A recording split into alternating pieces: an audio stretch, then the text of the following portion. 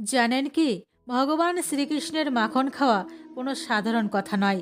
কখনো ভেবে দেখেছেন মাখনকেই কেন জোড়া হয়েছে শ্রীকৃষ্ণের সাথে? কারণ মাখনের সাথে একটি রহস্য লুকিয়ে আছে। মন দিয়ে শুনুন এর আসল রহস্য। মা যশোদা কিভাবে মাখন বের করতেন? একটি মটকার মধ্যে দই থাকে, আর তার মধ্যে একটি লাঠি রেখে সেই লাঠির মাঝ বরাবর যখন দড়ি বেঁধে আগে পিছে টানবেন, তখন দইয়ের মন্থন শুরু হবে, আর সেই মন্থন থেকে সেই দই মাখনে পরিণত হয়। কিন্তু আসল রহস্য এই দই মন্থনে। একবার এই দইয়ের মটকাটাকে উল্টো করে দিন। এবার দেখুন, এই যে দইয়ের মটকা, এটা আপনার মাথা, আর এর মধ্যে যে লাঠি রাখা রয়েছে এটা আপনার মেরুদণ্ড, আর এর ওপরে যে দড়ি বাঁধা হয়েছে সেটা আপনার নিঃশ্বাস, যা ভেতরে বাইরে হচ্ছে। এখন এর থেকে আর কোনো সরল উপায় আর কিছুই হতে পারে না ধ্যানের জন্য। প্রতিদিন ৫-৫ মিনিট এই দইয়ের মন্থন শুরু করুন। আপনার চোখ বন্ধ করে বসুন, আর তারপর ধ্যান কপালের মাঝখানে লাগান।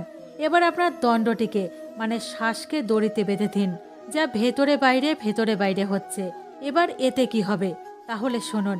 যখনই আপনি আপনার কপালের মাঝখানে সমস্ত ধ্যান, সমস্ত মনোযোগ লাগাবেন, যত গভীরভাবে লাগাবেন তত আপনার নিঃশ্বাস ছোট হতে থাকবে। একই প্রকার হয় সেই দই মন্থনে। যখন মাখন বের হওয়া শুরু হয় তখন আর বেশি জোরে দড়ি টানতে হয় না। সেম টু সেম এখানেও হচ্ছে। প্রতিদিন ৫-৫ মিনিট আপনার মাখনকে বের করুন। ধীরে ধীরে কৃষ্ণ নিজে আসবেন সেই মাখনকে খেতে।